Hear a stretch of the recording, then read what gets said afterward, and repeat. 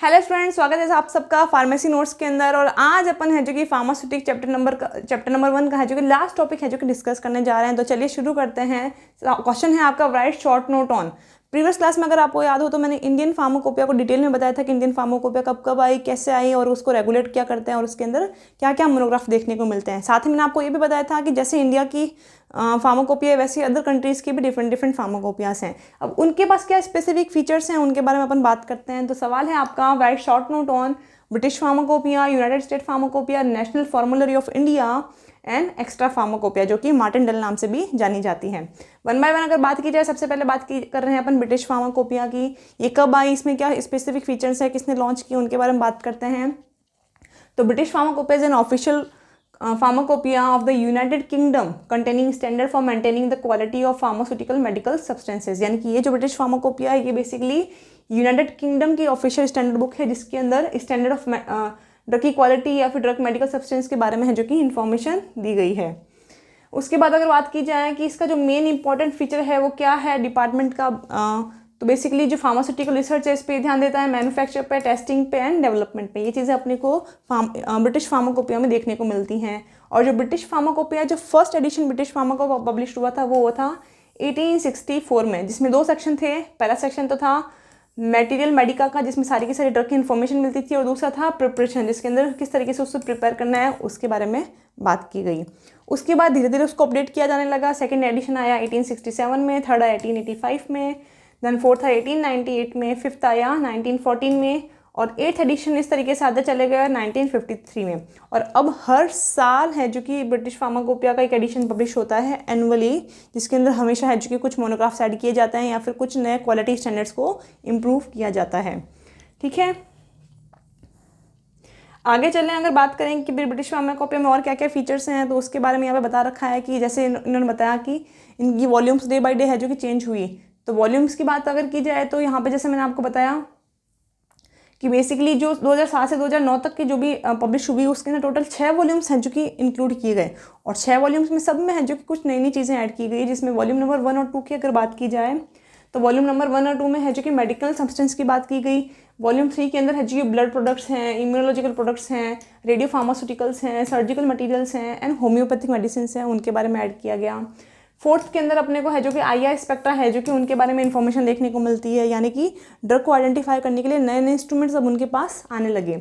Volume 5th में veterinary information अपने को देखने को मिलती है, यानी कि उन्होंने हर तरीके के एनिमल्स के ऊपर भी ड्रग की स्टैंडर्ड क्वालिटी के बारे में बता रखा है। वॉल्यूम 6 में ये सारा का सारा अपने को CD रोम फॉर्मेट में मिलने लगा। अब जैसे मैंने आपको बताया कि हर साल है जो कि पब्लिश होती हैं, बेसिकली इसका जो पब्लिशिंग मंथ होता है वो रहता है अगस्त, और इसे पब्लिश कौन करता है, ब्रिटिश फार्माकोपियल कमीशन। और अभी जो लेटेस्ट ब्रिटिश फार्माकोपिया आई है वो 2023 में पब्लिश हुई है।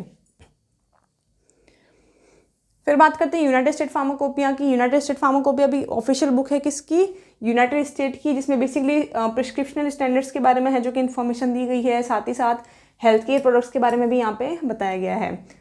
इनिशियली अगर बात की जाए तो सबसे पहले 1817 के अंदर जो डॉक्टर लाइमन हैं उनको एक थॉट प्रोसेस आया कि क्यों ना हम इस तरीके की किताब बनाएं जिसके अंदर सारी की सारी दवाइयों की इन्फॉर्मेशन है जो कि प्रॉपर वे में हो। तो उन्होंने कहा कि जो भी अपने स्टेट हैं पूरे के पूरे अमेरिका में, यूनाइटेड स्टेट में, वो सब अपने इस तरीके की स्टैंडर्ड है जो कि बुक बनाओ, लास्ट में अपन उससे है जो कि मर्ज करेंगे। तो उन्होंने सबसे पहले इस तरीके की एक मीटिंग हेल्ड की वॉशिंगटन DC के अंदर। वहाँ पे सारी की सारी मेडिकल सोसाइटी को बोला कि आप इस तरीके की एक ओवन बुक है जो कि फार्माकोपिया क्रिएट करें। देन इन 1821 एडिशन है जो कि लैटिन एंड इंग्लिश में USP का पब्लिश हुआ। उसके बाद धीरे धीरे है जो कि ये भी अपडेटेड होते रहे और इनके नए नए वॉल्यूम्स, नए नए एडिशंस आते रहे, और लास्ट में जो 2002 से है जो कि इनकी USP और नेशनल फॉर्मुलरी है दोनों की साथ आई। और उस समय USP तो 20th एडिशन था और नेशनल फॉर्मुलरी है जो कि 15 एडिशन थी, जिनको दोनों को मर्ज करके साथ में पब्लिश किया गया as a single volume. Initially इससे पहले बात की जाए तो सेपरेटली है जो कि पब्लिश हुआ करते थे।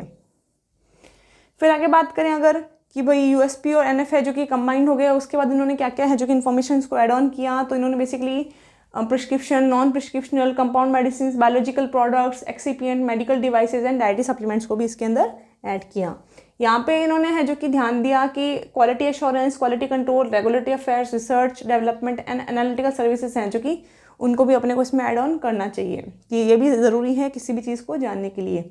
और करंट की अगर बात की जाए कि लेटेस्ट यूएसपी कब पब्लिश हुआ, तो ये पब्लिश हुआ 2023 के अंदर, जो फर्स्ट वॉल्यूम बना May 1, 2023। ठीक है, मतलब 223 में सबसे जो लेटेस्ट एडिशन है जो कि आपके यूएसपी का आया वो May 1 को रिलीज़ हुआ। फिर बात करते हैं नेशनल फॉर्मुलरी ऑफ इंडिया कि ये क्या है। तो बेसिकली ये एक लिस्ट ऑफ मेडिसिन है जो कि इनिशियली फर्स्ट पब्लिश हुई 1888 के अंदर।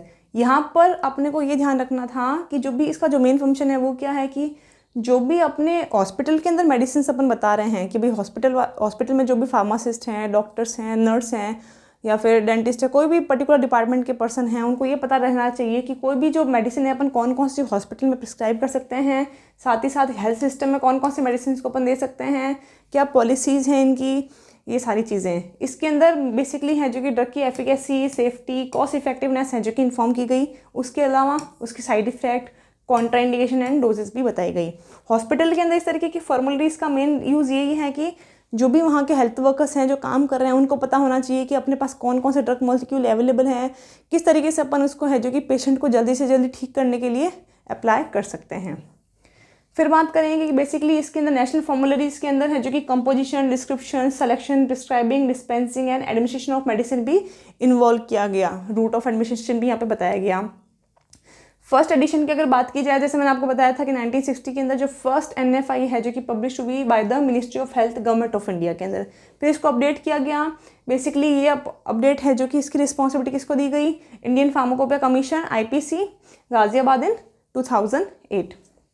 फिर गाइडिंग डॉक्यूमेंट की अगर बात की जाएगी, इसके अंदर अपने को ये गाइडिंग डॉक्यूमेंट किसके लिए बनाया जा रहा है, क्या रिक्वायरमेंट है। तो जैसे मैंने आपको कहा था कि हेल्थ सर्विस में जो भी काम कर रहा है, मेडिकल प्रैक्टिशनर हैं, फार्मासिस्ट हैं, नर्स हैं, मेडिकल एंड फार्मेसी स्टूडेंट्स हैं या फिर अदर हेल्थ केयर प्रोफेशनल्स हैं, उनके लिए गाइडिंग डॉक्यूमेंट के रूप में ये काम आने लगा। उसके बाद जो 6th एडिशन आया 2021 के अंदर, वो है जो कि रिलीज़ हुआ अक्टूबर में, जो कि रिलीज़ किया गया डॉक्टर मनसुख मांडविया। अगर याद हो तो जो लेटेस्ट इंडियन फार्माकोपिया है वो भी इन्होंने ही पब्लिश की थी। ये है जो कि गवर्नमेंट ऑफ इंडिया के थ्रू है जो कि union ministry of health and family affair के थ्रू है जो कि पब्लिश किया गया। फिर बात करते हैं अपन last the extra pharmacopoeia which is also known as Martindale. ये जो एक्स्ट्रा फार्माकोपिया है ये 1883 में है जो कि पब्लिश हुई थी बाय द विलियम मार्टिनडेल, जो कि एक फार्मासिस्ट ही थे। इनका जो मेन एम था एक्स्ट्रा फार्माकोपिया पब्लिश करने का वो ये था कि बेसिकली अपने को जो भी एक कंप्लीट इन्फॉर्मेशन है जो कि मिलनी चाहिए किसी भी ड्रग की या किसी भी मेडिसिन की, जो कि फार्मासिस्ट या फिर फिजिशियन को जाननी ज़रूरी है। साथ ही साथ इसमें वो सारी मेडिसिन ऐड की गई जो कि ब्रिटिश फार्माकोपिया के अंदर ऐड नहीं थी। इनिशियली तो ये पॉकेट डिक्शनरी के रूप में थी जिसमें केवल 313 पेजेस थे कि भाई अपने को कोई भी बेसिक इन्फॉर्मेशन की जाननी है, क्या साइड इफेक्ट है, क्या ड्रग है, किस तरीके से काम आ सकती है, वो अपन देख सकते हैं। बट धीरे धीरे इसके जो पेजेस हैं वो बढ़ने लगे क्योंकि कंटेंट बढ़ने लगा और अब राइट नाउ ये 4000 पेज की अवेलेबल है। ठीक है, 31st एडिशन की अगर बात की जाए तो ये 1996 में पब्लिश हुआ था।